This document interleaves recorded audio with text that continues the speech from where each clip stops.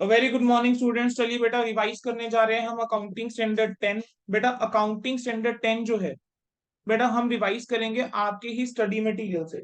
आपके ही study material से बेटा अकाउंटिंग स्टैंडर्ड 10 हम रिवाइज करके चलेंगे। बस जो बोल रहा हूँ उसके ऊपर आपने ध्यान देना है, ज्यादा कॉम्प्लेक्सिटी में जाने की जरूरत नहीं है इस टाइम पे। बस जो बोल रहा हूँ उसके ऊपर ध्यान देते जाना, सुनते जाना। बेटा आपका चैप्टर जो है अपने आप रिवाइज हो जाएगा। ठीक है, चलो जी।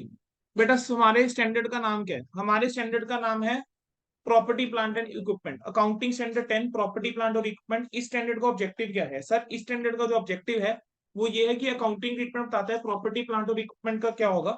ठीक है, यूजर्स को इंफॉर्मेशन मिल जाती है कि प्रॉपर्टी प्लांट और इक्विपमेंट में इन्वेस्टमेंट कितनी है और चेंज कितना हुआ है इस इन्वेस्टमेंट में। अब ये वाला जो स्टैंडर्ड है ना, इसके अंदर चार मेन बातों के ऊपर बात, चार मेन पॉइंट्स के ऊपर उसने कहा है।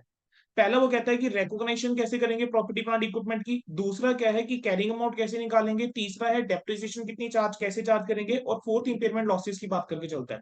बेटा ये जो इंपेयरमेंट लॉसेस है ये आपके लिए इतना इंपॉर्टेंट नहीं है, क्योंकि इसका ना लिंक थोड़ा सा दूसरे स्टैंडर्ड के साथ होता है जो आपके सिलेबस का हिस्सा नहीं है।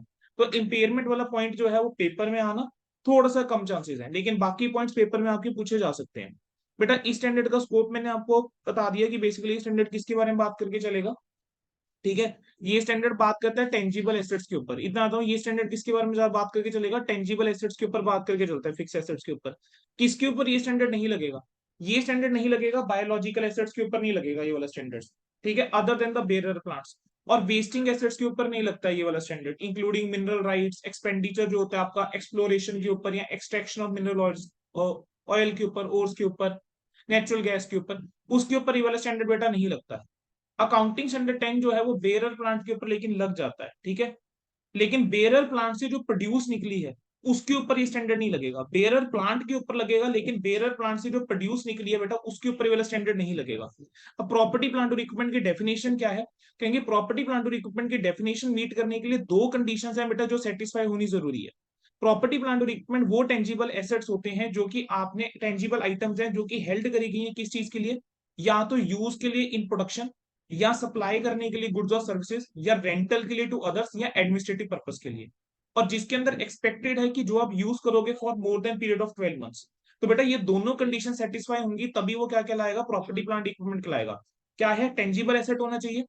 कंडीशन वन क्या है? हेल्ड किस लिए करा है? यूज करोगे प्रोडक्शन या सप्लाई ऑफ गुड्स और सर्विसेज के अंदर, रेंटल के लिए, एडमिनिस्ट्रेटिव पर्पस के लिए, और यूज करेंगे for more than 12 months. Intangible asset जो होते हैं वो आपके AS 26 के अंदर कवर्ड होते हैं।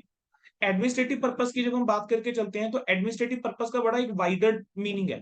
मतलब आप कह रहे हैं कि अगर आपने मान लो एसेट को यूज करा इवन अकाउंटिंग पर्पस के लिए, सेलिंग डिस्ट्रीब्यूशन के लिए, पर्सोनल फंक्शंस के लिए, तो वो भी हो जाएगा। जैसे मान लो मैंने बेटा कोई लैपटॉप लिया, अब मैंने वो लैपटॉप जो है उसमें क्या करता हूँ, मैं अकाउंटिंग करता हूँ।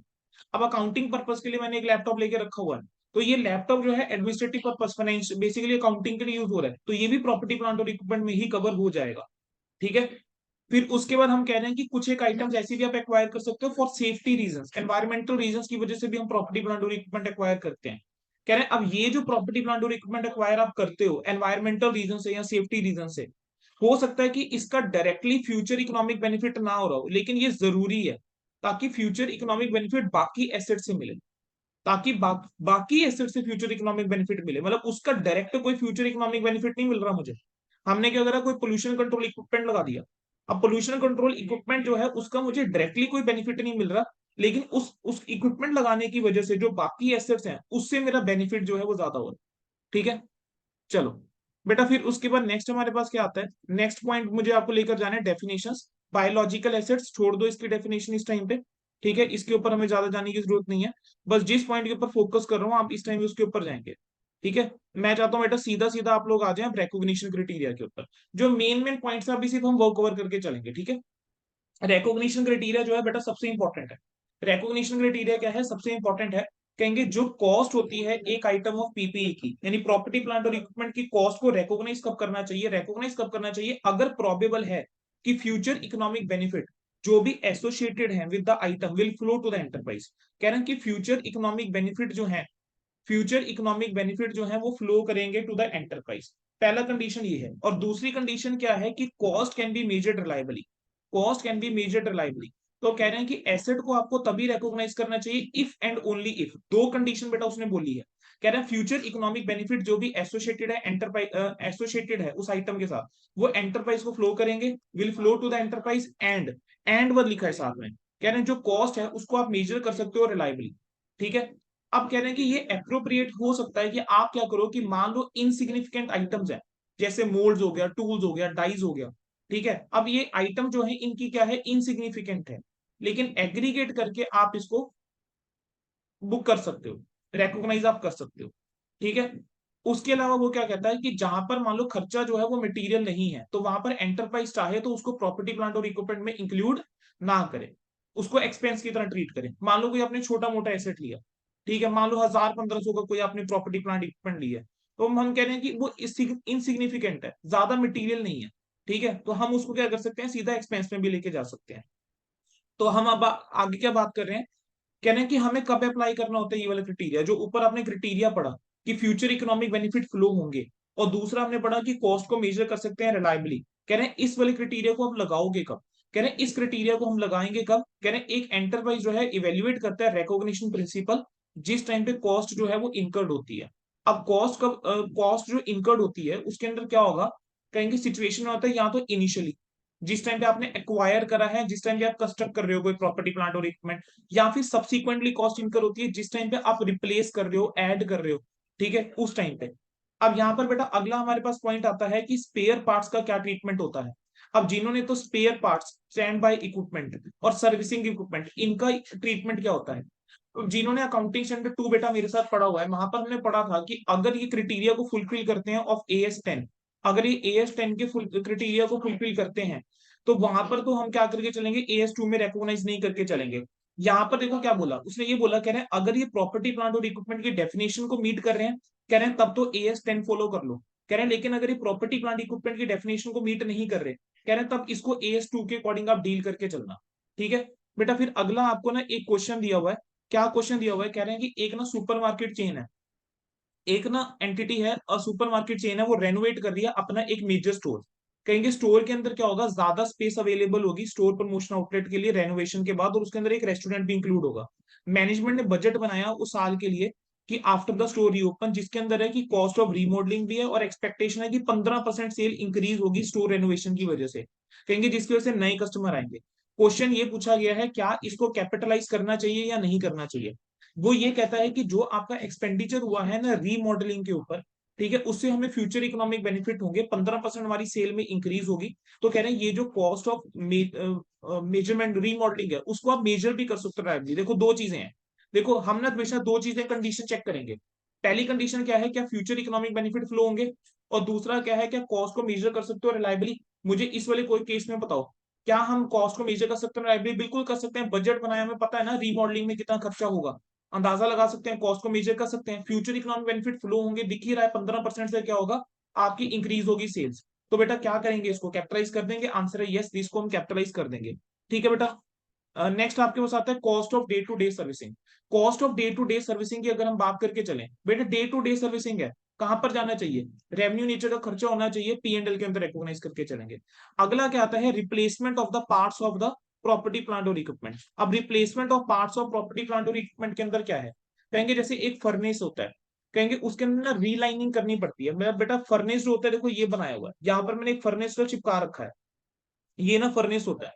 ठीक है। अब रेगुलर लेक्चर नहीं है तो ज्यादा डिटेलिंग में मैं नहीं जा सकता, बस इतना समझो, ये जो फर्नेस होता है ना, इसकी एक यूजफुल लाइफ होती है, मतलब कुछ एक आवर्स के बाद आपको क्या करना पड़ेगा, इसकी ना रीलाइनिंग करनी पड़ती है, हमें मतलब बेसिकली रिप्लेस करना पड़ेगा एक रेगुलर इंटरवल पे वो पार्ट। इसी तरीके से बेटा एयरक्राफ्ट की अगर हम बात करके चलें, कोई भी प्लेन होता है, तो प्लेन के अंदर क्या होता है, टाइम टू टाइम क्या करते हैं, उसकी ना सीट्स हो गई, ठीक है, या गैलीज हो गई, वो क्या करते रहते हैं, हम ना वो रिप्लेस कर देते हैं, बहुत टाइम रिप्लेस होती है। कोई एयर फ्रेम थोड़ा ना चेंज होता है, बाहर से होना हम चेंज कर देंगे, जो एयर फ्रेम है वो नहीं चेंज होता, लेकिन जो इंटीरियर है एयरक्राफ्ट का वो काफी बार चेंज करा जाता है। इसी तरीके से बेटा मान लो कोई कन्वेयर सिस्टम है, जैसे यहाँ पर कन्वेयर सिस्टम बनाया हुआ है, अब कोई प्रोडक्ट आ रहा है बेटा, यहाँ पर अब कन्वेयर बेल्ट होती है, या वायर्स या रोप्स होती हैं, इनको हमें क्या करना पड़ सकता है, during the life time of the conveyor system काफी बार चेंज करना पड़ सकता है। इसी तरह बेटा इंटीरियर वॉल्स जो होती हैं एक बिल्डिंग की, ठीक है, हमें उसको रिप्लेस करना पड़ सकता है। आगे वो कह रहा है कि अकाउंटिंग ट्रीटमेंट जो है वो क्या होना चाहिए, कह रहे हैं एक एंटरप्राइज जो है वो रिकॉग्नाइज करके चलेगा cost of replacing the part of such an item when that cost is incurred अगर रिकॉग्निशन क्राइटेरिया मेट हो गया। देखो वो बार बार एक ही वर्ड यूज करता है, कह रहे हैं अगर रिकॉग्निशन क्राइटेरिया मेट हो गया, मतलब हम कह रहे हैं कि ये जो तुमने खर्चा करा है अगर ये फॉल कर रहा है रिकॉग्निशन क्राइटेरिया के अंदर, मतलब कंडीशन दोनों फुलफिल हो गई कि फ्यूचर इकोनॉमिक बेनिफिट जो है वो फ्लो होंगे और कॉस्ट जो है उसको मेजर कर सकते हैं रिलायबली। अगर ऐसा हो गया, ऐसा हो रहा है, तो कह रहे हैं आप इसको रिकॉग्नाइज करके चलोगे। तो ये कॉस्ट ऑफ रिप्लेसमेंट को आप रिकॉग्नाइज करके चलोगे। बेटा जो अकाउंटिंग स्टैंडर्ड का टेस्ट था उसके अंदर एक क्वेश्चन इसके ऊपर डाला हुआ है, उसका सोल्यूशन प्रोवाइड कर चुका हूं ऑलरेडी, वो एक बार देख जाना प्लीज। ठीक है, वो आपका बेटा वो कहां से क्वेश्चन लिया गया था, न्यू मटेरियल, जो बेटा इंस्टीट्यूट ने नया सिलेबस निकाला है बेटा उसके अंदर इंस्टीट्यूट ने वो क्वेश्चन डाला हुआ है। और इंपॉर्टेंट क्वेश्चन है, प्लीज करके जाना। अकाउंटिंग स्टैंडर्ड 10 का मैं रिपीट कर रहा हूँ, इंपॉर्टेंट क्वेश्चन है, मैंने जो आपको टेस्ट में डाल के दिया था, ठीक है, न्यू स्टडी मटेरियल से उठाया था। प्लीज वो क्वेश्चन करके जाना, सोल्यूशन ऑलरेडी ग्रुप के अंदर शेयर कर दिया है मैंने। ठीक है जी। हो सकता है पेपर के अंदर आपको दूसरा सवाल वही दिख रहा हो, क्वेश्चन नंबर 1 बी या 1 सी वही दिख रहा हो। तो रिकॉग्निशन क्राइटेरिया जो है, ठीक है, अगर वो मीट कर रहा है तो हम क्या करेंगे, cost of replacement the part को हम ले लेंगे और कह रहे हैं जिस पार्ट को आप रिप्लेस कर रहा है उसको आपको क्या करना पड़ेगा, डी रिकॉग्नाइज करना पड़ेगा। उसको हम कैसे करेंगे, उसको हम डी रिकॉग्नाइज करके चलेंगे। ठीक है, आगे डी रिकॉग्निशन की क्या है प्रिंसिपल्स है। अब अगला आता है कि अगर कोई रेगुलर मेजर इंस्पेक्शन है, कह रहे हैं अगर कोई रेगुलर मेजर इंस्पेक्शन है तो कह रहे हैं जब भी एक मेजर इंस्पेक्शन परफॉर्म होगी तो कॉस्ट को रिकॉग्नाइज करके चलोगे कैरिंग अमाउंट के अंदर रिप्लेसमेंट की तरह। अगर रिकॉग्निशन क्राइटेरिया मेट हो गया, कहते हैं मतलब जिस तरीके से हम रिकॉग्निशन रिप्लेसमेंट के केस में करते हैं बिल्कुल वैसे ही इंस्पेक्शन के केस में हम करके चलेंगे। ठीक है, अगर क्राइटेरिया मेट हो रहा है। कह रहे हैं अगर मान लो कोई प्रीवियस इंस्पेक्शन थी उसकी कोई कैरिंग कॉस्ट जो है अभी पड़ी हुई है और जिसको आप अलग कर सकते हो, डिस्टिंक्ट कर सकते हो फिजिकल पार्ट से, तो उसको हम डी रिकॉग्नाइज करके चलेंगे। ठीक है, अगला वो कहता है अगर होगा क्या कि अगर मान low cost of previous part या इंस्पेक्शन जो है अगर वो आइडेंटिफाई नहीं करी गई थी उस इन द ट्रांजेक्शन जिसके अंदर आइटम एक्वायर करा गया था या कस्टम करा गया था, तो कह रहे हैं इस केस के अंदर डी रिकॉग्निशन है आपको तब भी करनी पड़ेगी रिगार्डलेस कि पहले आपने कॉस्ट आइडेंटिफाई करी थी ट्रांजेक्शन के अंदर या नहीं करी थी। ठीक है, कह रहे हैं अगर मान लो प्रैक्टिकली नहीं है कि आप डिटरमिन कर पाओ कि कैरिंग अमाउंट कितनी होगी जो आपने पार्ट रिप्लेस करा है या जिसको इंस्पेक्शन की, तो कह रहे हैं उस केस के अंदर आप क्या देखोगे, तो आप यूज कर सकते हो जो आपकी कॉस्ट ऑफ रिप्लेसमेंट है या कितना एस्टिमेटेड कॉस्ट लगेगी फ्यूचर सिमिलर इंस्पेक्शन के लिए, कितनी एस्टिमेटेड कॉस्ट लगेगी। अब इसका मैंने क्लास में ना एग्जांपल बच्चों को देता हूँ ट्रांसफॉर्मर वाला। बेटा मान लो जैसे ये ट्रांसफॉर्मर है, ठीक है, अब ट्रांसफॉर्मर का कोई हिस्सा है जो हम चेंज कर रहे हैं, कोई पार्ट है जो चेंज कर रहे हैं। 1991 के अंदर मान लो ये पार्ट लगाया था, अब 2023 में जाके हम इसको चेंज कर रहे हैं।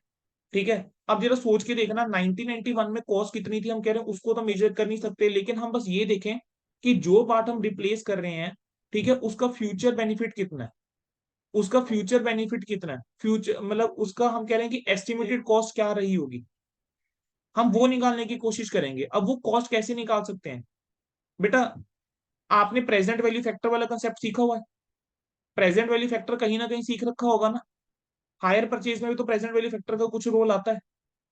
तो प्रेजेंट वैल्यू फैक्टर के अंदर क्या होता है, हम ये कहते हैं ना कि जैसे 2023 में मान लो ये पार्ट जो है इसे 50 लाख का है, तो अगर ये पार्ट आपने 1991 में लिया होता तो इसकी प्रेजेंट वैल्यू कितनी होती। हम किसी वे में क्या कर लेंगे, कॉस्ट उसकी निकाल लेंगे। वो ये कहता है आप जो कॉस्ट ऑफ रिप्लेसमेंट है या फिर जो भी एस्टिमेटेड कॉस्ट है फ्यूचर सिमिलर इंस्पेक्शन की, as an indication of what the cost of replaced part was when the item was acquired, कह रहे जब 1991 में आपने एक्वायर करा होगा तब उसकी वैल्यू कितनी थी, तब उसकी वैल्यू क्या रही होगी वो निकालो। अब वो कहता है कि मेजरमेंट करते कैसे हैं प्रॉपर्टी प्लांट और इक्विपमेंट की। ईशा मैं बेटा रीशेयर कर दूंगा, ईशा मैं रीशेयर कर दूंगा, डोंट वरी। और बेटा अगर आपने कल ही करा है, ओके, अगर बेटा आपने कल भी ज्वाइन करा है ना, आपने एक फाइल आपको मिल गई होगी बेटा, या मैं अभी रीशेयर कर देता हूँ एक बार दोबारा से। सर एक बार रीशेयर कर देना प्लीज। हाँ जी बेटा, मैं अभी के अभी रीशेयर कर रहा हूँ क्योंकि बाद में स्किप हो गया तो गड़बड़ हो जाएगी, मैं अभी के अभी रीशेयर कर रहा हूँ। मैं आपको रहकर बता ओके देता हूँ थैंक यू कौन से सर। वाला क्वेश्चन, मैं अब आपको बता देता हूँ कौन सा क्वेश्चन है, सभी बच्चे सुन लो। ये बेटा आपका है क्वेश्चन नंबर, बेटा आपने दो क्वेश्चन पक्का करके जाने हैं इस स्टैंडर्ड के, मैंने बता दिया, एक क्वेश्चन नंबर 7 और एक question number 8 and question number 9। बेटा ये तीनों बहुत अच्छे लेवल के क्वेश्चन मैंने डाले हुए हैं। ठीक है, प्लीज ये तीनों क्वेश्चन करके जाना अकाउंटिंग स्टैंडर्ड 10 के। क्वेश्चन नंबर 7, 8 एंड 9 तीनों ही अकाउंटिंग स्टैंडर्ड 10 के थे, मैंने दोबारा से बेटा मैराथन वाले ग्रुप के अंदर मैंने शेयर कर दिए हैं। ठीक है जी। सर यहाँ पे आपने चलो। लिंक प्रोवाइड करा था मीटिंग का, वहां हाँ पे। जी। सॉरी बेटा। सर यहाँ पे आपने जो मीटिंग का लिंक प्रोवाइड करा था वहां पे शेयर करा है ना आपने, क्योंकि मैं उसी ग्रुप में ही ऐड हूँ।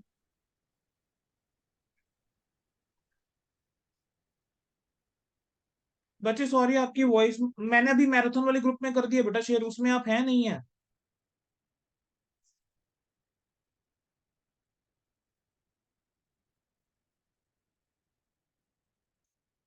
बच्चे एक बार नहीं रिकॉर्डिंग कर सर। लेते हैं पूरी, उसका उसके बाद हम डिस्कस कर लेंगे। मैंने वैसे ग्रुप के अंदर शेयर कर दिया, मैराथन वाले के अंदर बेटा मैंने वो दोबारा भेज दिया अभी के अभी। ठीक है। चलो जी। Measurement of property plant and equipment बेटा, अब मेजरमेंट ऑफ प्रॉपर्टी प्लांट और इक्विपमेंट की अगर हम बात करके चले ना बेटा, तो यहाँ पर हम कहते हैं मेजरमेंट हमारा दो जगह पे होगा बेटा। एक है एट रिकॉग्निशन, यानी जिस टाइम पे आप फर्स्ट टाइम रिकॉग्नाइज करके चल रहे हो, इनिशियल रिकॉग्निशन बोल सकता हूँ मैं। और आफ्टर रिकॉग्निशन में बोल सकता हूँ सबसीक्वेंट रिकॉग्निशन। अगर इनिशियली रिकॉग्निशन करके चल रहे हैं तब तो कॉस्ट मॉडल लगाओगे। अगर आफ्टर रिकॉग्निशन करके चल रहे हो तो कॉस्ट मॉडल और रीवैल्यूएशन मॉडल, ये दो ऑप्शन होते हैं। कह रहे हैं अब मेजरमेंट एट रिकॉग्निशन को देखो जरा। कह रहे हैं एक आइटम जो है प्रॉपर्टी प्लांट और इक्विपमेंट की, वो क्वालिफाई करती है for recognition and asset should be measured at it cost. कह रहे हैं उसको कॉस्ट के ऊपर मेजर करना चाहिए। अब कह रहे हैं कॉस्ट के एलिमेंट्स क्या क्या है बेटा, ध्यान रखना। कई बार ना पेपर के अंदर ये क्वेश्चन आ जाता है। कॉस्ट के एलिमेंट्स जो है ना प्रॉपर्टी प्लांट और इक्विपमेंट के, उसके अंदर क्या क्या इंक्लूड होता है। एक तो आपका परचेज प्राइस, कह रहे हैं कोई भी ऐसी कॉस्ट जो डायरेक्टली एट्रीब्यूटेबल है। और तीसरा है decommissioning, restoration and similar liabilities. और इसके अंदर कुछ आइटम्स हैं जो एक्सक्लूड होती हैं। क्या क्या एक्सक्लूड होता है। Cost of opening a new facility और बिजनेस, जैसे इनोग्रेशन की कॉस्ट होगी। आपने कोई नया बिजनेस स्टार्ट करा है ना, कोई नई फैसिलिटी स्टार्ट करी, इनोग्रेशन पे आपने खर्चा करा, उसको एक्सक्लूड करेंगे, प्रॉपर्टी प्लांट इक्विपमेंट की कॉस्ट में नहीं आएगा। आपने क्या करा है, कोई नया प्रोडक्ट जो है वो इंट्रोड्यूस करा है, या कोई नई सर्विस जो है वो इंट्रोड्यूस करी है, ठीक है, including the cost of advertisement, वो नहीं आएगी, उसको एक्सक्लूड करके चलेंगे। देन आपका जो कॉस्ट होती है ऑफ कंडक्टिंग अ बिजनेस किसी नई लोकेशन के अंदर या नए क्लास ऑफ कस्टमर के साथ, उसको इंक्लूड नहीं करके चलेंगे, including the cost of staff. और एडमिनिस्ट्रेशन और अदर जनरल कॉस्ट को हम इंक्लूड करके नहीं चलेंगे। अब अगर आप यहाँ पर देखोगे बेटा, मैंने क्या करा हुआ है यहाँ पर ना, चार्ट की फॉर्म के अंदर मैंने ना कुछ चीजें लिखी हुई हैं। एक बार इसको देखो, आपकी कॉस्ट ऑफ प्रॉपर्टी एसेट के अंदर प्रॉपर्टी प्लांट इक्विपमेंट में आ क्या जाता है बेटा, परचेज प्राइस आ जाएगा। जो आपका एक बेसिक प्राइस होता है बेटा वो आ जाता है। देन आपके non refundable duties and taxes, non refundable duties and taxes यानी जिसका आपको इनपुट नहीं मिल रहा। इनिशियल डिलीवरी चार्जेस और हैंडलिंग कॉस्ट आ जाएगा, इंस्टॉलेशन कॉस्ट आ जाएगा, साइट प्रिपरेशन कॉस्ट हो गई।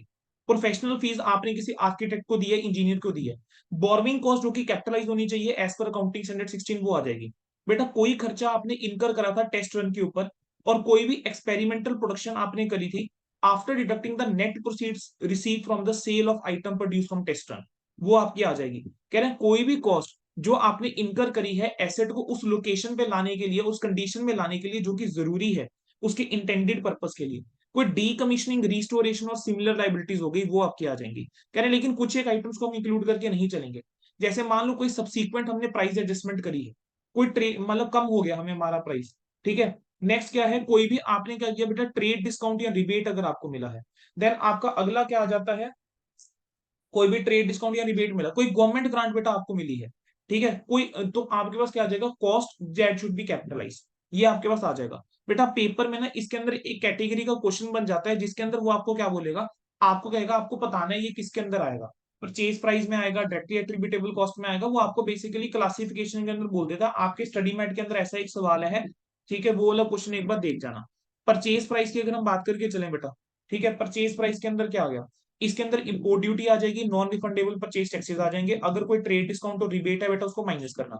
डायरेक्टली एट्रीब्यूटेबल कॉस्ट बेसिकली कौन सी कॉस्ट होती है, जो उस लोकेशन और कंडीशन में लाने के लिए जरूरी है जिस मैनर में मैनेजमेंट चाहती है वो ऑपरेट करे, ठीक है। और ये लाइन कोशिश करना अगर पेपर में लिख कर आ सकते हो बेटा बहुत ही बढ़िया हो जाएगा। कह रहे हैं any cost which is directly attributable to bringing the asset to the location and condition which is necessary for it to be capable of operating in the manner as intended by the management, तो हम उसको include करके चलेंगे। Recognition of cost in the carrying amount ceases of the PP ceases when the item is in the location and condition necessary for it in the necessary for it to be capable of operating in the manner intended by management। क्या मतलब हुआ, कह रहे हैं हम कब cost को recognise करना बंद कर देंगे, कब सीज कर देंगे, कह रहे हैं जब वो उस पोजीशन पे आ चुकी, उस लोकेशन कंडीशन में आ चुकी जैसे इन्वेस्टमेंट जैसे मैनेजमेंट चाहती थी, यानी जब तक वो उस मैनर में उस पोजीशन में नहीं आ जाती, उस लोकेशन कंडीशन में नहीं आ जाती जो मैनेजमेंट चाहती थी कि इस मैनर में ये ऑपरेट कर पाए। If it is in that position that it is capable of being operating in that manner, तब तक की जो कॉस्ट है उसको हम इंक्लूड करेंगे, उसके बाद की कॉस्ट को हम इंक्लूड नहीं करके चलेंगे। फिर उन्होंने बताया है कुछ कॉस्ट जिसको हम कैरिंग अमाउंट के अंदर इंक्लूड नहीं करते। उन्होंने देखो बेटा बताया, कह रहे ऐसी कॉस्ट जो इनकर करी गई है when while an item is capable of operating in the manner intended by the management has not yet brought into use or is operated at less than full capacity। इसके ऊपर एक सवाल भी है, इसके ऊपर एक ना आगे क्वेश्चन है अम्यूजमेंट पार्क वाला।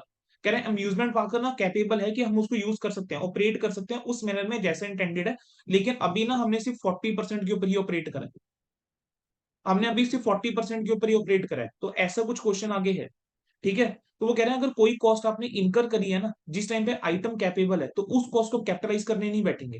नेक्स्ट इसी तरीके से बेटा इनिशियल ऑपरेटिंग लॉसेस अगर कोई है जो आपकी इनकर हुए हैं, जब आपकी डिमांड जो है आइटम डिमांड जो है आउटपुट की वो बिल्डअप हो रही है, आपने कोई नया प्रोडक्ट निकाला, इनिशियली कुछ लॉन्च लॉसेज हुए, क्यों? डिमांड अभी बनी नहीं थी प्रोडक्ट की। तो वो जो कॉस्ट आपके लॉसेज इनकर हुए हैं वो उसको इंक्लूड नहीं करेंगे कॉस्ट के अंदर। अगर आप रीलोकेट कर रहे हो या रीऑर्गेनाइज कर रहे हो कुछ पार्ट्स या ऑपरेशन अपने एंटरप्राइज के, तो उसकी कॉस्ट को भी हम इंक्लूड करके नहीं चलेंगे। देन एग्जांपल्स हैं बेटा कुछ डायरेक्टली एट्रीब्यूटेबल कॉस्ट के, कहेंगे ये बेटा एक बार नाम प्लीज जरूर पढ़ जाना।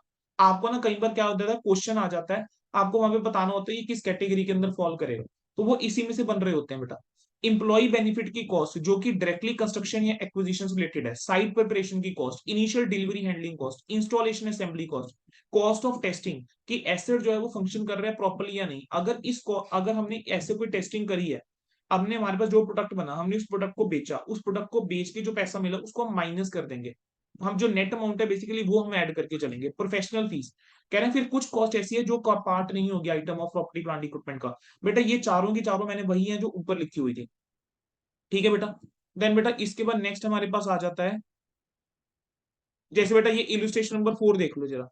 इलुस्ट्रेशन नंबर 4 कहता है कि एक एंटिटी है एग्जिस्टिंग, उसका फ्री होल्ड फैक्ट्री प्रॉपर्टी है, कह रहे हैं जिसको वो नॉकडाउन करेगी और रीडेवलप करेगी। रीडेवलपमेंट पीरियड में कंपनी जो है अपनी प्रोडक्शन फैसिलिटी किसी और जगह टेम्परेरी लेकर जाएगी, और इंक्रीमेंटल कॉस्ट ये हमारी इनकर होगी। सेटअप कॉस्ट 5 लाख रुपए की लगेगी मशीनरी की, रेंट जो है वो 15 लाख रुपए का जाएगा, रिमूवल कॉस्ट 3 लाख रुपए की लगेगी मशीनरी को एक कंडीशन एक लोकेशन से ओल्ड लोकेशन से नई लोकेशन में ले जाने के लिए।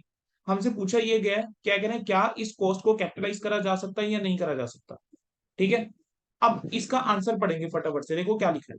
कह रहे हैं कंस्ट्रक्ट और एक्वायरिंग अ न्यू एसेट में result in the incremental cost. कह रहे हैं जब आप नया एसेट को एक्वायर करते हो या कंस्ट्रक्ट करते हो तो इंक्रीमेंटल कॉस्ट हो सकती है, जिसको आप अवॉइड कर सकते थे अगर आप इसको एसेट को कंस्ट्रक्ट या एक्वायर नहीं करते।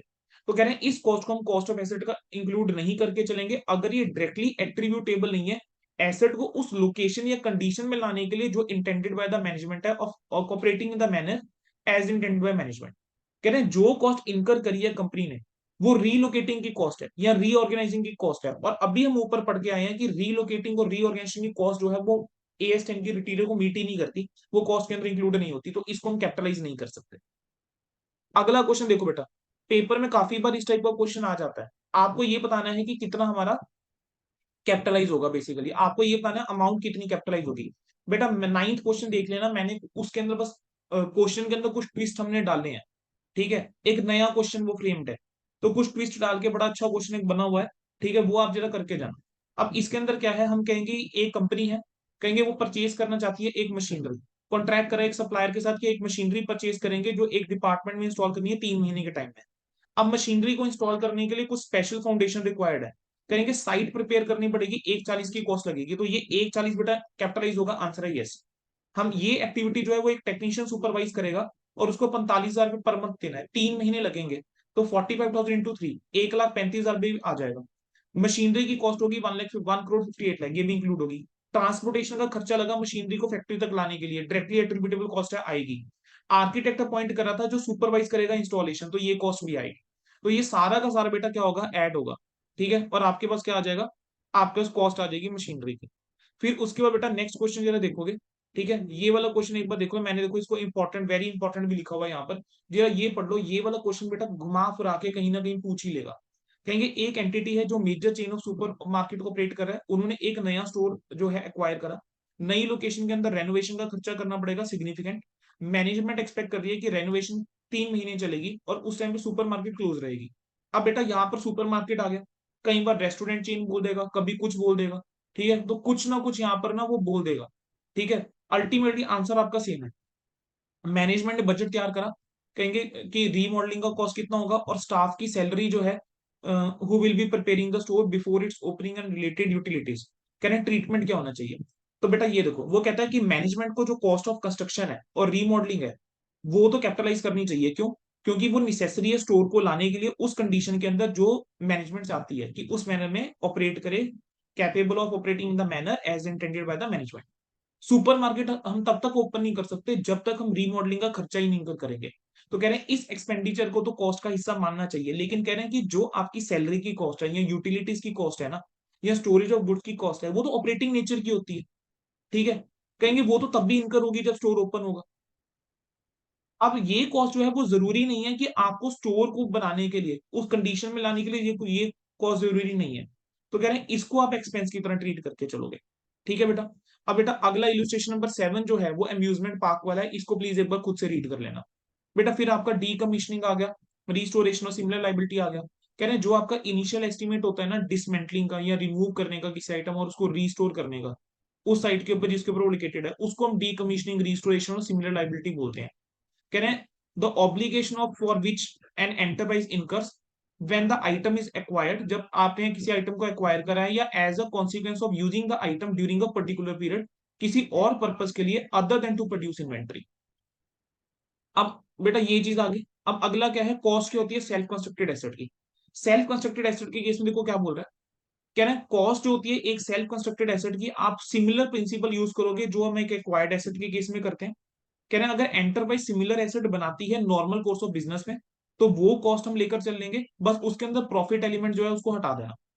कहेंगे अगर कोई भी कॉस्ट है एबनॉर्मल अमाउंट की, वेस्टेड मटेरियल, लेबर या अदर रिसोर्सेज की, जो सेल्फ कंस्ट्रक्टेड एसेट में हुई है, उसको इंक्लूड नहीं करके चलेंगे। बेटा अगर याद आ रहा हो तो इन्वेंटरी में भी कुछ ऐसा ही होता है, जो abnormal amount of waste material, labour होते हैं, अदर रिसोर्सेज होते हैं, ठीक है, हम उसकी कॉस्ट को इन्वेंटरी की कॉस्ट में इंक्लूड नहीं करते, एसेट की कॉस्ट में भी इंक्लूड नहीं करते, बिकॉज इनएफिशिएंसी की वजह से आप अपनी कॉस्ट नहीं बढ़ा दोगे। अकाउंटिंग स्टैंडर्ड 16 वाली बोरोइंग कॉस्ट अगर कैपिटलाइजेशन का क्राइटेरिया फुलफिल कर रही है, क्वालिफाइंग एसेट वाला क्राइटेरिया फुलफिल कर रही है, तो बेटा इंक्लूड हो जाएगी, ठीक है। फिर उसके बाद बेटा नेक्स्ट आ जाओ आप कह रहे हैं कॉस्ट को मेजर कैसे करके चलेंगे।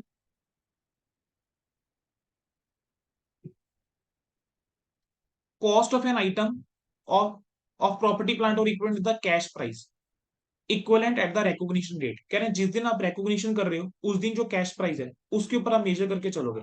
अब इसके अंदर कुछ ही केसेस उन्होंने दिए हैं। पहला केस क्या दिया है कि अगर आपने पेमेंट को डेफर करा है नॉर्मल क्रेडिट टर्म से, तो ऐसे केस के अंदर जो टोटल पेमेंट होगी minus the cash price equivalent, उसको हम इंटरेस्ट एक्सपेंस की तरह रिकॉग्नाइज करके चलेंगे, अनलेस वो इंटरेस्ट ऐसा है जो AS 16 वाला है। मतलब आपने क्या करा है, पेमेंट को डेफर करा है, आपने क्या करा है, पेमेंट को डेफर करा है।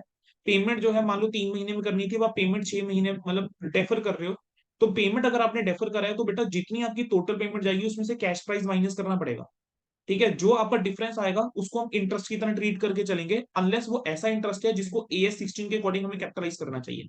कह रहे हैं अगर प्रॉपर्टी प्लांट और इक्विपमेंट आपने एक्वायर करी है किसी नॉन मॉनिटरी एसेट के बदले में, ठीक है, या फिर एक कॉम्बिनेशन ऑफ मॉनिटरी और नॉन मॉनिटरी एसेट, मैंने क्या करा, कोई एसेट लिया उसके बदले में क्या करा, कोई नॉन मॉनिटरी एसेट दे दिया, या मैंने कोई एसेट लिया उसके बदले में कुछ मॉनिटरी आइटम दी यानी कैश दिया और कुछ नॉन मॉनिटरी एसेट दिया।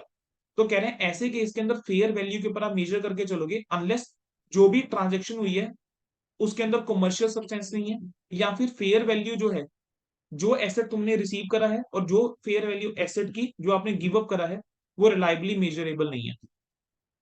तो ऐसे केस के अंदर हम क्या लेकर चलेंगे, फेयर वैल्यू लेकर चलेंगे, ठीक है।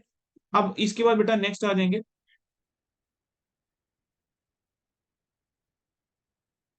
तीसरे पॉइंट के ऊपर, आओ बेटा सीधा सी पॉइंट के ऊपर। अगर प्रॉपर्टी प्लांट और इक्विपमेंट जो है तुमने क्या करा है, परचेज करा है एक कंसोलिडेटेड प्राइस के लिए। तो कह रहे हैं जहां पर आपने बहुत सारी आइटम परचेज करी है एक कंसोलिडेटेड प्राइस के ऊपर यानी कॉम्बो ऑफर टाइप में, ठीक है, तो कह रहे हैं वहां पर कंसिडरेशन जो है वो अप्रोशन कर दोगे, अप्रोशनमेंट कर दोगे उसकी वेरियस आइटम्स के उनकी फेयर वैल्यू के बेस के ऊपर। सपोज करो बेटा मैं अब यहाँ पर एक एग्जांपल अगर दूं, मान लो मैंने कोई बिजनेस खरीद लिया, एक बिजनेस के सारे एसेट्स खरीद लिए, मैंने कहा मेरे को तो लमसम बोलो कि भाई इसका कितना। वो कहता है कि भाई इसके ना 4 करोड़ रुपए हो गए। अब मान लो इस 4 करोड़ के अंदर बेटा 6-7 एसेट है, हम कह रहे हैं कि ये जो 6-7 एसेट है ना, इसकी फेयर वैल्यू जो रहेगी डेट ऑफ एक्विजिशन पे, उनकी रेशियो के अंदर ये 4 करोड़ को बांट दो। हमने एक लमसम अमाउंट प्राइस के ऊपर, कंसोलिडेटेड प्राइस के ऊपर ले लिया। अब वो कहता है प्रॉपर्टी प्लांट और इक्विपमेंट अगर लेसी के पास है अंडर फाइनेंस लीज, तो कह रहे हैं उसको AS 19 के अकॉर्डिंग निकालेंगे। बेटा वो ग्रुप 2 के अकाउंटिंग स्टैंडर्ड के अंदर आप सीखते हो। अगला वो कहता है गवर्नमेंट ग्रांट अगर मिली है किसी प्रॉपर्टी प्लांट और इक्विपमेंट रिलेटेड, बेटा AS 12 के अंदर ऑलरेडी पढ़ चुके हैं, हम उसको माइनस कर देते हैं। ठीक है। अब ये तो था इनिशियल रिकॉग्निशन। कह रहे हैं अगर सब्सीक्वेंट रिकॉग्निशन कर रहे हैं, मेजरमेंट कैसे करेंगे आफ्टर रिकॉग्निशन के केस में, तो कह रहे हैं एक एंटरप्राइज या तो कॉस्ट मॉडल यूज कर सकती है या रिवैल्यूएशन मॉडल यूज कर सकती है। ठीक है, अपनी अकाउंटिंग पॉलिसी, और वो अप्लाई करेगी पूरी क्लास ऑफ पीपीई के ऊपर। क्लास ऑफ पीपी जो होता क्या है, मतलब एक जो सिमिलर नेचर के और यूज के आइटम्स होते हैं, उसको हम ग्रुप कर देते हैं एक साथ। Now separate classes can be there. Separate classes कैसे हो सकती है, लैंड एक सेपरेट क्लास हो गया, machinery, aircraft, bearer, plant, furniture, fixture, ships, motor vehicle, office equipment, land and building. Cost model क्या बोलता है कि रिकॉग्निशन के बाद प्रॉपर्टी प्लांट और इक्विपमेंट को आपको किस पे लेकर जाना चाहिए, जो भी कॉस्ट है उसमें से माइनस कर दो एक्यूमुलेटेड डेप्रिसिएशन, और अगर कोई इंपेयरमेंट का लॉस है एक्यूमुलेटेड तो उसको हम माइनस कर देंगे। ठीक है। रीवैल्यूएशन मॉडल क्या बोलता है कि सबसीक्वेंट रिकॉग्निशन के टाइम पे आप जिसको मेजर कर रहे हो, मतलब फेयर वैल्यू रीवैल्यू कर रहे हो, फेयर वैल्यू पे जो भी आपकी फेयर वैल्यू है रीवैल्यूएशन की डेट के ऊपर आप बोलोगे, उसमें से कोई भी अगर सब्सीक्वेंट आपने एक्यूमुलेटेड डेप्रिसिएशन है वो माइनस कर दो, एक्यूमुलेटेड इंपेयरमेंट लॉस माइनस कर दो, आपके पास क्या आ जाएगा, वैल्यू आ जाएगी। अब कह रहे हैं रीवैल्यूएशन जो हम करके चलेंगे वो entire class of property plant और इक्विपमेंट के लिए करेंगे। कह रहे हैं अगर आपने कोई प्रॉपर्टी प्लांट और इक्विपमेंट की एक आइटम को रीवैल्यू कर रहे हो, तो जिस क्लास को बिलोंग करती है आपको पूरी क्लास को रीवैल्यू करना होगा। ठीक है। बेटा फिर उसके बाद यहाँ पर आपको ना एक क्वेश्चन दिया हुआ है, जरा इस क्वेश्चन को देखेंगे। कहेंगे एक एंटिटी ए जो है वो लार्ज मैन्युफैक्चरिंग ग्रुप है, उसके पास नंबर ऑफ इंडस्ट्रियल बिल्डिंग है, जैसे फैक्ट्रीज हैं, वेयर हाउसेज हैं और ऑफिस बिल्डिंग है सेवरल कैपिटल सिटीज के अंदर। कह रहे हैं जो इंडस्ट्रियल बिल्डिंग है वो कहाँ लोकेटेड है, इंडस्ट्रियल जोन में। Office building central business district के अंदर है। ठीक है। एंटिटी की जो मैनेजमेंट है वो क्या चाह रही है, वो रिवैल्यूएशन लगाना चाह रही है सबसीक्वेंट मेजरमेंट को ऑफ ऑफिस बिल्डिंग्स के ऊपर, बट वो कंटिन्यू करना चाहती है कि इंडस्ट्रियल बिल्डिंग को किसके ऊपर करके चले, हिस्टोरिकल कॉस्ट के ऊपर ही। कह रहे हैं क्या ये AS 10 के अकॉर्डिंग सही है, नहीं है। हमने अभी AS 10 के अंदर ये चीज पढ़ा कि अगर आप रिवैल्यू कर रहे हो तो एक आइटम को कर रहे हो तो पूरी क्लास को करके चलोगे। अब यहां पर क्या है कि हम ना क्लासीफाई कर सकते हैं, डिफरेंशिएट कर सकते हैं। ऑफिस बिल्डिंग जो है वो सेंट्रल बिजनेस डिस्ट्रिक्ट के अंदर है, और जितनी इंडस्ट्रियल बिल्डिंग है वो इंडस्ट्रियल एरिया के अंदर है। तो हम ना इसको क्लासीफाई आराम से सेपरेटली कर सकते हैं, तो हम डिफरेंट पीपी की क्लासेस हम यहाँ पर बना सकते हैं। तो यहाँ पर ऐसा करा जा सकता है। अब वो कहते हैं रिवैल्यूएशन आपको कब कब करनी चाहिए। कह रहे हैं रिवैल्यूएशन आपको रेगुलर इंटरवल पे करनी चाहिए। कह रहे हैं जहां पर आपका जो है कैरिंग अमाउंट जो होता है वो मटेरियली डिफर नहीं करता है। जहां पर कैरिंग अमाउंट जो है मटेरियली डिफर नहीं करता है, वहां आप 3 से 5 साल में रिवैल्यूएशन कर सकते हो। लेकिन जहां पर सिग्निफिकेंट या वॉलेटाइल चेंजेस होते हैं, तो वहां पर आपको क्या करना चाहिए, ईयरली करना चाहिए। तो क्या कहता है, जहां पर इन सिग्निफिकेंट और वॉलेटाइल चेंजेस होते हैं फेयर वैल्यू के अंदर, वहां तो हर साल करके चलो रिवैल्यू, एनुअल रिवैल्यूएशन करके चलो। लेकिन जहां पर इनसिग्निफिकेंट है चेंजेस है फेयर वैल्यू के अंदर, वहां पे हर 3 से 5 साल के अंदर आप रिवैल्यू करके चलोगे। अब फेयर वैल्यू किस तरीके से निकाली जाती है, फेयर वैल्यू निकालने का तरीका होता है डिस्काउंटेड कैश फ्लो प्रोजेक्शन आप लगा सकते हो, या डेप्रिशिएटेड रिप्लेसमेंट कॉस्ट अप्रोच लगा सकते हो। अब आपके इंस्टीट्यूट ने क्या करा है, इसके ऊपर बेटा आपके सिलेबस के अंदर तो कोई क्वेश्चन नहीं दिया, लेकिन न्यू स्कीम में क्वेश्चन दे दिया। लेकिन मेरे को लग रहा है कि आपसे इतना डेप्थ में जाके टेस्ट नहीं करा जाएगा, क्योंकि ना तो किसी मॉक टेस्ट पेपर के अंदर या किसी किसी जगह पे अब तक उन्होंने ये पॉइंट ऐसे टेस्ट इतना करा है। ठीक है। अब रीवैल्यूएशन का अकाउंटिंग ट्रीटमेंट क्या होता है, रीवैल्यूएशन के अकाउंटिंग ट्रीटमेंट की बात करके चलें तो बेटा देखो सीधा सीधा बस ये चार्ट देख लो, यहां से आपको पूरा समझ में आ जाएगा रीवैल्यूएशन का अकाउंटिंग ट्रीटमेंट क्या है। कह रहे हैं रीवैल्यूएशन का अकाउंटिंग ट्रीटमेंट के अंदर देखो बेटा दो चीजें हो सकती हैं, या तो वैल्यू इंक्रीज हो रही है या वैल्यू डिक्रीज हो रही है। कह रहे हैं अगर वैल्यू आपकी इंक्रीज हो रही है ना, तब तो आप उसको ना ओनर्स इंटरेस्ट के अंदर क्रेडिट कर दोगे रीवैल्यूएशन सरप्लस में। मतलब मैंने कहा कि मेरी कोई प्रॉपर्टी प्लांट और इक्विपमेंट की वैल्यू इंक्रीज हुई, तो वो कहता है आप क्या करो, property plant and equipment account debit to revaluation surplus, आप ये एंट्री पास करके चलोगे। अगर डिक्रीज हुई है, एंट्री होगी property plant and equipment to revaluation, sorry profit and loss account debit to property plant equipment. लेकिन उन्होंने एक एक्सेप्शन दिया, कह रहे हैं अगर मान लो पहले डिक्रीज हुआ था और फिर इंक्रीज हुआ है, तो तब क्या करेंगे। तो बेटा यहां पर देखो मैंने एक एग्जांपल लिया है। सपोज करो 1 लाख रुपए का एसेट था, तुमने रीवैल्यू करके उसको 80,000 का करा। मैंने क्या बोला, 1 लाख रुपए का एसेट था, हमने इसको रीवैल्यू करके 80,000 करा था पहले इनिशियली। फिर हमने इसको इंक्रीज करके 1,30,000 पे कर दिया। तो आपका ये स्टैंडर्ड पता है क्या बोलता है? स्टैंडर्ड आपका ये कहता है इनिशियल जब आपने रिवैल्यूएशन करी होगी, आपने एंट्री पास करी होगी, property plant and equipment account debit to P&L account debit to property plant और इक्विपमेंट कितने से? इन दोनों का डिफरेंस 20,000 और 20,000। अब वो पता है क्या कहता है? कह रहा है अब जब तुम सब्सीक्वेंट रीवैल्यू करोगे इसको, सब्सीक्वेंट द्वारा से जब रीवैल्यू के इंक्रीज हुआ ना, तो जितना तुमने P&L से राइट ऑफ करा था ना सबसे पहले, उसको यूज करो। अब तुमने कितना बढ़ाना है? 50,000 से बढ़ाना है। तो ये कहता है कि प्रॉपर्टी प्लांट इक्विपमेंट डेबिट होगा 50,000 से, लेकिन सबसे पहले P&L टू द एक्सटेंट ये 20,000 जो है पहले इसको हम क्रेडिट करेंगे, फिर हम रीवैल्यूएशन सरप्लस लेकर जाएंगे 30,000 पे। बेटा यही चीज यहाँ पर लिखी हुई है बस। अगर डिक्रीज के केस में बेटा कुछ ऐसा बोला, डिक्रीज के केस में देखो उसने क्या बोला है। डिक्रीज के केस में वो कहता है कि मान लो पहले 1,00,000 रुपए का एसेट था, तुमने क्या करा था, सब्सिक्वेंटली क्या हुआ, पहले क्या होता है, इंक्रीज हुआ था, यानी इनिशियल जब हमने रिवैल्यूएशन करी तो इंक्रीज करा था, अब फिर सब्सिक्वेंटली ये कम हो गया और मान लो रह गया 95,000 का। तो कहते हैं जब तुमने इनिशियली इंक्रीज करा था तब तुम एंट्री पास करोगे property plant and equipment account debit to revaluation surplus 20,000 और 20,000। कह रहे हैं अब जब ये गिरा है तो बेटा कितने से गिर गया, टोटली 25,000 से डाउन करा है। तो कह रहे हैं सबसे पहले हम रिवैल्यूएशन सरप्लस को यूज करेंगे 20,000, बाकी आप P&L से राइट ऑफ करोगे 5,000 और पीपीई को क्या कर दोगे, क्रेडिट कर दोगे 25,000 से। बेटा मुझे बताओ क्या ये एंट्री समझ में आई? तो अगर रिवैल्यूएशन के ऊपर सवाल आता है ध्यान से पढ़ लेना बेटा, पेपर में रिवैल्यूएशन के ऊपर क्वेश्चन आ सकता है। ध्यान रखना पेपर पे रिवैल्यूएशन के ऊपर क्वेश्चन वो बना सकता है, तो आपको एंट्रीज पता होनी चाहिए क्या करनी है। बोलो बेटा यहां तक क्लियर है? बेटा प्लीज जल्दी कंफर्म कर दीजिए यहां तक क्लियर है? Yes sir. Yes sir. चलो, चलो जी। बेटा अब रिवैल्यूएशन सरप्लस जो है आपका ये हो गया। अब यहाँ पर रिवैल्यूएशन सरप्लस के बारे में उसने कुछ एक चीज और बोली है, कह रहे हैं रिवैल्यूएशन सरप्लस का क्या ट्रीटमेंट होता है। कहेंगे रिवैल्यूएशन सरप्लस जो होता है वो ओनर्स इंटरेस्ट के अंदर इंक्लूड होता है। ठीक है, उसको आप रेवेन्यू रिजर्व के अंदर ट्रांसफर कर सकते हो। कब रेवेन्यू रिजर्व के अंदर ट्रांसफर करा जाता है? कह रहे हैं जहां पर पूरा का पूरा सरप्लस ट्रांसफर कर देंगे, जहां पर एसेट रिटायर्ड हो गया या डिस्पोज ऑफ कर दिया। रिटायर्ड मतलब अब आपको यूज नहीं कर रहे हैं, या आपने एसेट को रख दिया कि अब हम इसको डिस्पोज ऑफ कर देंगे। या सरप्लस जो होता है वो ट्रांसफर कर सकते हैं as the asset is use by an enterprise, asset use कर रहे हैं enterprise. In such a case जितना सरप्लस हम ट्रांसफर करेंगे, जो भी आपकी डेप्रिसिएशन है रिवैल्यूड कैरिंग अमाउंट के ऊपर और डेप्रिसिएशन ओरिजिनल कॉस्ट के बेस के ऊपर, कुछ सरप्लस वहां पर आप ट्रांसफर कर सकते हो। कह रहे हैं कि जो ये अब आपका रेवेन्यू रिजर्व, जो आपका रिवैल्यूएशन का सरप्लस था, कह रहे हैं क्या हम इसको ट्रांसफर कर सकते हैं रेवेन्यू रिजर्व के अंदर? कहते हैं यस। कह रहे हैं पूरा का पूरा आप ट्रांसफर कर दोगे कब? जब एसेट जो है वो रिटायर्ड फ्रॉम यूज है, या फिर एसेट को हम क्या कर देते हैं, डिस्पोज ऑफ कर देते हैं। दूसरा वो कहता है कि अगर कुछ सरप्लस आप ट्रांसफर कर सकते हो, किस केस के अंदर? Depreciation on the revalued carrying amount और ओरिजिनल कॉस्ट के बेस के ऊपर, अगर आप चाहो। ठीक है, सेकंड पॉइंट इतना इंपॉर्टेंट नहीं है तो इतना डेप्थ में जाने की बेटा जरूरत नहीं है। नेक्स्ट बेटा डेप्रिसिएशन की बात करके चले, तो अकाउंटिंग स्टैंडर्ड 10 ने ना फोकस करा है, कह रहा है कि अगर मान लो कोई प्रॉपर्टी प्लांट और इक्विपमेंट है, और उस प्रॉपर्टी प्लांट और इक्विपमेंट का कोई पार्ट ऐसा है, हर एक पार्ट जो है अगर वो सिग्निफिकेंट है टोटल कॉस्ट में, तो कह रहे हैं हर एक पार्ट के ऊपर आपको अलग डेप्रिसिएशन चार्ज करनी चाहिए। आपको हर एक पार्ट के ऊपर क्या करना चाहिए, कंपोनेंट वाइज आपको डेप्रिसिएशन चार्ज करनी चाहिए। जैसे मान लेते हैं कि कोई एरोप्लेन है बेटा, अब एरोप्लेन का एयर फ्रेम जो है उसको आप अलग देख सकते हो, वो एक सिग्निफिकेंट पार्ट है। उसका जो इंजन है वो अलग है, सिग्निफिकेंट है।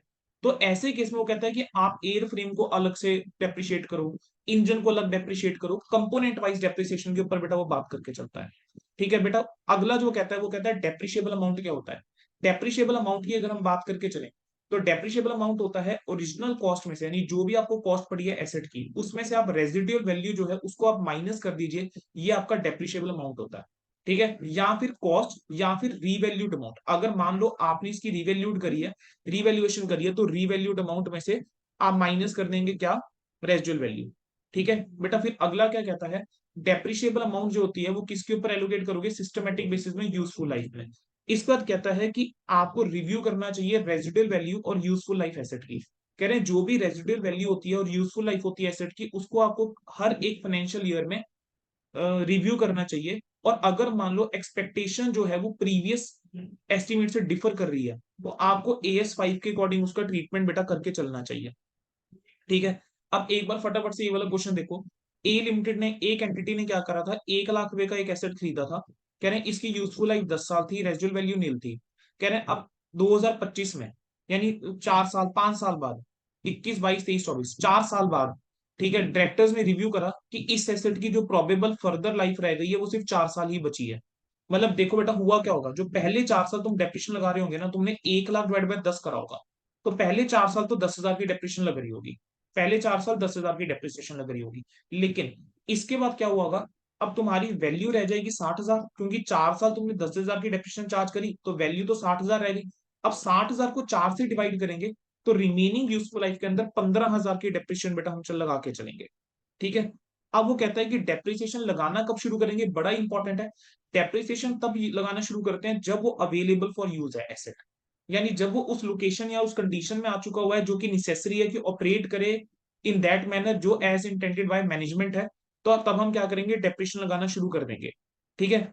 अब इसके बाद बेटा नेक्स्ट हमारे पास क्या आ जाता है, नेक्स्ट हमारे पास आ जाता है कि डेप्रिसिएशन जो है सिसेशन कब होगा। Depreciation ceases to be charge जब एसेट की रेजिडुअल वैल्यू जो है वो उसकी कैरिंग अमाउंट से ज्यादा है। रेजिडुअल वैल्यू अगर एसेट की ज्यादा है तो एक्सीड कर जाती है कैरिंग अमाउंट, तो डेप्रिसिएशन लगाना बंद कर देना। वो कहता है कि अगर रेजिडुअल वैल्यू एसेट की इंक्रीज हो गई है टू एन अमाउंट जो कि कैरिंग अमाउंट के बराबर है या उससे ज्यादा है, तो अब आप कर दोगे, लेकिन डेप्रिसिएशन चार्ज जो होगा हम दोबारा से लगाना शुरू कर देंगे अगर सब्सिक्वेंटली रेजिडुअल वैल्यू डिक्रीज हो जाती है। अगर सब्सिक्वेंटली ऐसा होता है कि रेजिडुअल वैल्यू डिक्रीज हो गई है तो हम डेप्रिसिएशन दोबारा लगा लेंगे। ठीक है बेटा, लैंड और बिल्डिंग की अगर हम बात करके चलें, तो वो कहता है कि लैंड की जो लाइफ होती है वो अनलिमिटेड होती है, तो उसको डेप्रिशिएट नहीं करते। लेकिन अगर मान लो वो क्यूरीज या साइट्स हैं, तो उस केस में उसकी लाइफ ही लिमिटेड होती है, तो वहां पर उसको डेप्रिशिएट करा जा सकता है जितना टाइम उससे बेनिफिट मिलेगा उसमें। बिल्डिंग जो होती है उसकी लिमिटेड लाइफ होती है, तो वो डेप्रिशिएबल एसेट होगा। डेप्रिसिएशन मेथड की अगर हम बात करके चलें बेटा, देखो 3 मेथड के ऊपर वो बात करके चलता है, एक स्ट्रेट लाइन मेथड, एक डिमिनिशिंग मेथड और तीसरा use of units of production method है। ये वही मेथड है बेटा जो कहीं ना कहीं अपने फाउंडेशन के अंदर पढ़े होंगे। ठीक है।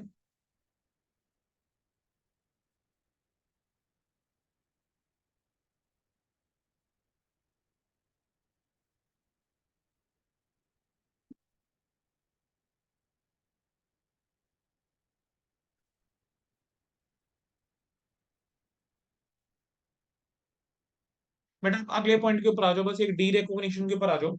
कह रहे हैं कि जो भी कैरिंग अमाउंट होती है एक प्रॉपर्टी प्लांट और इक्विपमेंट की, उसको हमें डी रिकॉग्नाइज करना होगा। कब डी रिकॉग्नाइज करना होगा, जब अगर आपने उसको बेचा है, सेल कर दिया, फाइनेंस लीज में एंटर कर दिया, डोनेशन कर दी, कोई भी फ्यूचर इकोनॉमिक बेनिफिट एक्सपेक्टेड नहीं है उसके यूज या डिस्पोजल से। अकाउंटिंग ट्रीटमेंट क्या होता है, जब भी आप डी रिकॉग्नाइज करके चलोगे जो भी उसके ऊपर गेन या लॉस हुआ है उसको हम statement of P and L में लेकर जाएंगे। ठीक है। अनलेस अकाउंटिंग स्टैंडर्ड 19 वाला वो केस है, तो उसके अंदर एएस 19 वाले में अगर सेल और लीज बैक वाला है, तब ट्रीटमेंट जो है डिफरेंट होगा। हाँ। अब बेटा उसका डिस्क्लोजर रिक्वायरमेंट्स है, हमें डिस्क्लोजर्स क्या देने होते हैं, 3 तरह के डिस्क्लोजर है, एक जनरल डिस्क्लोजर होता है, एक एडिशनल है और एक रीवैल्यूड एसेट के डिस्क्लोजर है। बेटा डिस्क्लोजर एक बार रीड कर लेना अपने लेवल पे। ठीक है बेटा, तो this was your accounting standard 10 from my side. मैंने आपको लगभग 50 मिनट्स के अंदर एएस 10 का जो है रिव्यू दे दिया। लगभग 50 मिनट के अंदर बेटा हमने एएस 10 जो है रिवाइज कर लिया। जहां तक क्वेश्चंस की बात है, बेटा जो 3 क्वेश्चन जो है मैंने एएस के टेस्ट के अंदर डाले थे, वो 3 सवाल, वो आप प्लीज एक बार देख जाना। और मॉक टेस्ट पेपर 1 या 2 के अंदर जो एएस 2 का एएस 10 का सवाल होगा, बेटा वो एक बार आप बस क्वेश्चन देख जाना। जितना मैंने बेटा आपको करवाया है एएस 10, उससे आपका पर्पस जो है पेपर में सॉल्व हो जाना चाहिए। उम्मीद करता हूँ कि जिनको भी एएस 10 मुश्किल लग रहा था उनके लिए थोड़ा सा कन्वीनियंट अब हो गया होगा।